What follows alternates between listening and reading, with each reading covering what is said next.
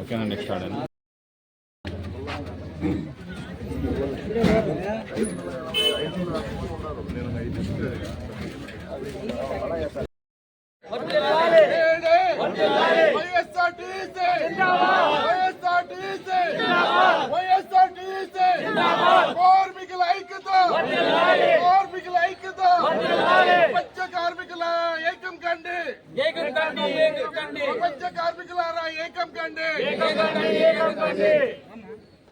జై జగన్ జై జగన్.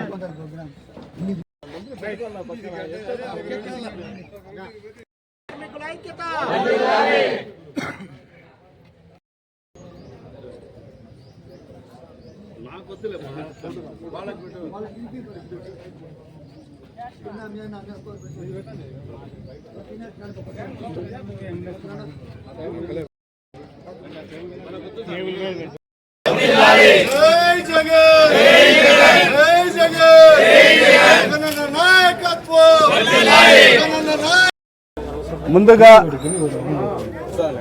కార్మిక సోదర సోదరులందరికీ కూడా కార్మిక దినోత్సవ శుభాకాంక్షలు తెలియజేసుకుంటున్నాను. ఎందుకంటే మే 1వ తేదీ అంటేనే దేశవ్యాప్తంగా మనకందరికీ, ప్రపంచవ్యాప్తంగా మనకందరికీ కూడా గుర్తుకొచ్చేది మేడే. మేడే అంటేనే కార్మికుల దినోత్సవం. మరి ఈ సందర్భంగా యావత్ ప్రపంచంలో ఉన్న కార్మిక సోదర సోదరులందరికీ కూడా మరొక్కసారి శుభాకాంక్షలు, కార్మిక దినోత్సవ శుభాకాంక్షలు తెలియజేసుకుంటున్నాను. మరి ఇవాళ కార్మికుల కష్టాలను తెలుసుకున్న వ్యక్తి ఆనాడు ఆ మహానేత దివంగత ముఖ్యమంత్రి డాక్టర్ వైఎస్ రాజశేఖర రెడ్డి గారు. కార్మికుల పక్షాన నిలబడిన నాయకుడు ఆనాడు రాజశేఖర రెడ్డి గారు. మరి ఆయన పరిపాలనలో కూడా కార్మికులకు పెద్దపీట వేయడం జరిగింది. కార్మికుల కష్టాలను, మరి కార్మికుల ఏదైతే హక్కులను కాపాడే దిశలో మరి ఆనాడు వైఎస్ రాజశేఖర రెడ్డి గారు మరి అనేక కృషి చేయడం జరిగింది. మరి తర్వాత ఆయన తనయుడు శ్రీ వైఎస్ జగన్మోహన్ రెడ్డి గారు ముఖ్యమంత్రి అయిన తర్వాత కూడా కార్మికుల పక్షపాతిగా ఉంటూ మరి కార్మికులకు అందరికీ కూడా నేను అండగా ఉంటాను, ఎవరు కూడా అధైర్యపడొద్దండి అని చెప్పి మరి ఆనాడు తన పాదయాత్రలో కూడా ప్రతి కార్మికుడు భరోసా కల్పించడం జరిగింది. తద్వారా ఆయన ముఖ్యమంత్రి అయిన తర్వాత మరి ఎవరు కూడా ఆలోచన కూడా చేయనటువంటి విధంగా ఏ ప్రభుత్వాలు కూడా మరి కార్మికులను పట్టించుకోకపోయినా జగన్మోహన్ రెడ్డి గారు ఆటో కార్మికుల గురించి ఆలోచన చేసి మరి ఆ రోజు ఆయన ముఖ్యమంత్రి అయిన తర్వాత ఆటో కార్మికులు చాలా ఇబ్బంది పడుతున్నారు, మరి ఎఫ్సీలు చేసుకోవడానికి ఇబ్బంది పడుతున్నారు, ఇన్సూరెన్స్ కట్టుకోవడానికి ఇబ్బంది పడుతున్నారు, మరి ఆ రకంగా వాళ్ళని ఆదుకోవాల్సిన అవసరం ఎంతైనా ఉందని చెప్పి మరి ఆయన ముఖ్యమంత్రి అయిన తర్వాత ఆటో కార్మికులకు అందరికి కూడా ప్రతి ఏటా మరి 10,000 రూపాయలు ఇచ్చిన ఘనత కూడా జగన్మోహన్ రెడ్డి గారికి దక్కుతుంది. మరి అదే కాకుండా ఏదైతే అవుట్సోర్సింగ్ ఎంప్లాయీస్గా వాళ్లకు ఉద్యోగ భద్రత కూడా కల్పించిన ఘనత కూడా జగన్మోహన్ రెడ్డి గారిది. గతంలో ఏజెన్సీల కింద పనిచేస్తున్న కార్మికులందరూ కూడా ఎప్పుడు వాళ్లకు ఉద్యోగ భద్రత ఉండేది కాదు. ఆ ఏజెన్సీలో పనిచేసే వాళ్ళు మరి ప్రతినిత్యం వాళ్లకు అభద్రతతో మరి ఆ ఉద్యోగాలు చేసే పరిస్థితి ఉండేది. కానీ జగన్మోహన్ రెడ్డి గారు ప్రభుత్వం వచ్చిన తర్వాత, ఆయన ముఖ్యమంత్రి అయిన తర్వాత సుమారుగా 1,00,000 మందికి మరి ఏదైతే అవుట్సోర్సింగ్ కింద మరి వాళ్ళకందరికీ కూడా ఒక కార్పొరేషన్ ఏర్పాటు చేసి మరి వాళ్ళకు ఉద్యోగ భద్రత కల్పించింది కూడా అన్నాడు జగన్మోహన్ రెడ్డి గారి ప్రభుత్వం. మరి సంఘటిత అసంఘటిత కార్మికులకు అందరికీ కూడా నేను అండగా ఉంటానని చెప్పి మరి ఆ రోజు కార్మికులకు అండగా ఉన్న ప్రభుత్వం జగన్మోహన్ రెడ్డి గారి ప్రభుత్వం, ఉన్న నాయకుడు జగన్మోహన్ రెడ్డి గారు. మరి ఇవాళ ఈ కూటమి ప్రభుత్వం వచ్చిన తర్వాత మనం చూస్తున్నాం, మరి ఏదైతే మన రిమ్స్లో మనం చూస్తే మరి ఈ కూటమి ప్రభుత్వం వచ్చిన తర్వాత మరి సుమారుగా 122 మంది కార్మికులను తొలగించడం జరిగింది. ఎందుకయ్యా తొలగిస్తున్నారంటే వాళ్లకు 50 ఏళ్ల పైబడిందంట. 50 ఏళ్ల పైబడిన వాళ్ళందరూ కూడా మీరు పనికిరారని చెప్పి మరి ఈరోజు ఈ కూటమి ప్రభుత్వం వాళ్ళందరినీ కూడా తొలగించడం జరిగింది. నిజంగా చాలా బాధాకరమైన విషయం. ఖచ్చితంగా ఇవాళ ఈ ప్రభుత్వానికి రాష్ట్ర ముఖ్యమంత్రి నారా చంద్రబాబు నాయుడు గారికి మేము ఒకటే డిమాండ్ చేస్తున్నాం. మరి 50 ఏళ్లకు మరి వాళ్ళు పనికి రానని మీరు చెప్తున్నారు కదా మీ ఏజెన్సీ వాళ్ళు.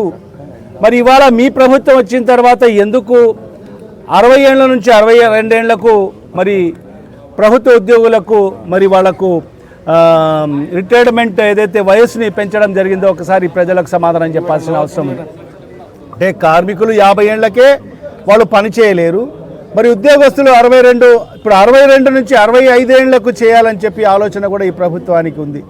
మరి ఈ రకంగా కార్మికులకు న్యాయం చేయండి అని చెప్పి ఈ సందర్భంగా మేము డిమాండ్ చేస్తున్నాం.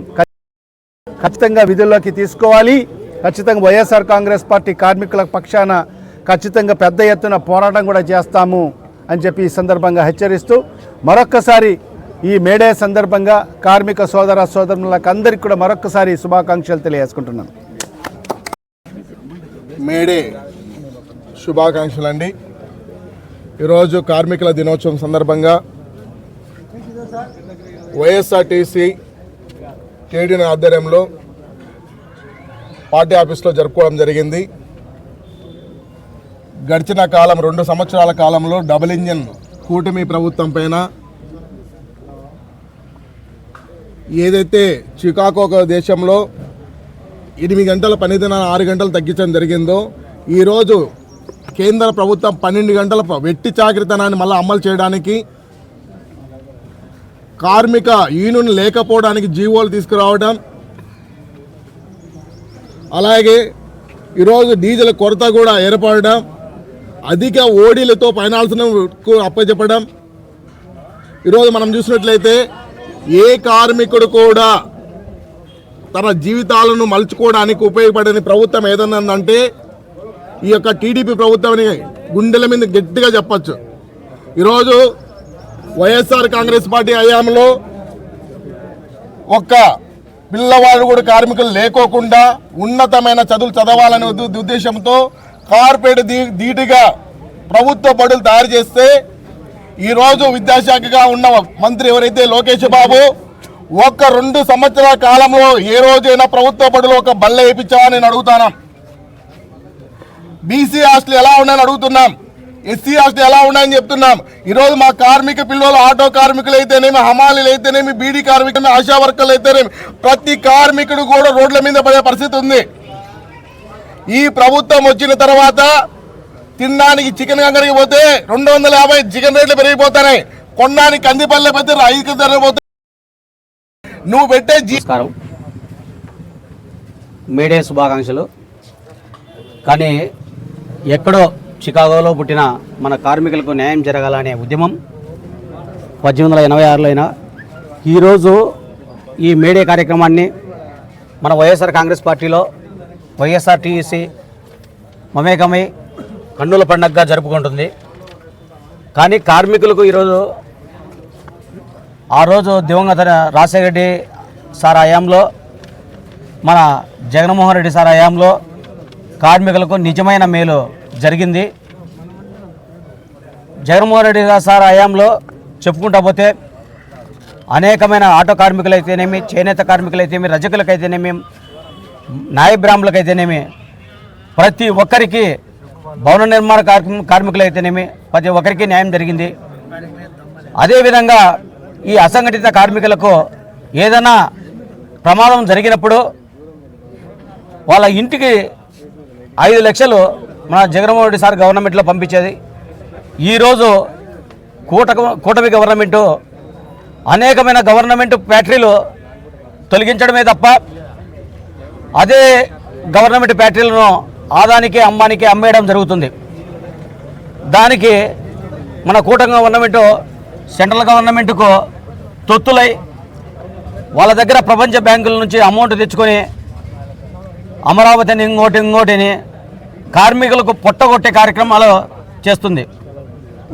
ఈ విధంగా చెప్పుకుంటూ పోతే అనేకమైన ఫ్యాక్టరీలలో కనీసం తాగే వాటర్ సౌకర్యం కానీ, మరుగుదొడ్లు కానీ మహిళల సేఫ్టీ కానీ కనీసం ఫస్ట్ ఎయిడ్ కిట్ కూడా ఏదైనా ప్రమాదం జరిగితే లేదు.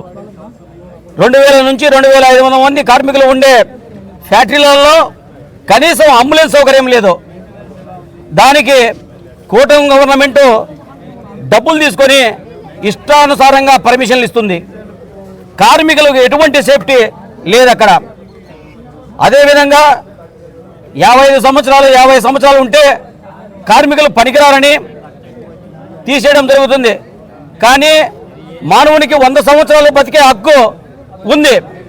50 సంవత్సరాలకే తొలగిస్తే 50 సంవత్సరాలు కార్మికుడు ఏ విధంగా బతకాలి? దానికి ఈ కూటమి గవర్నమెంట్ సమాధానం చేయాల.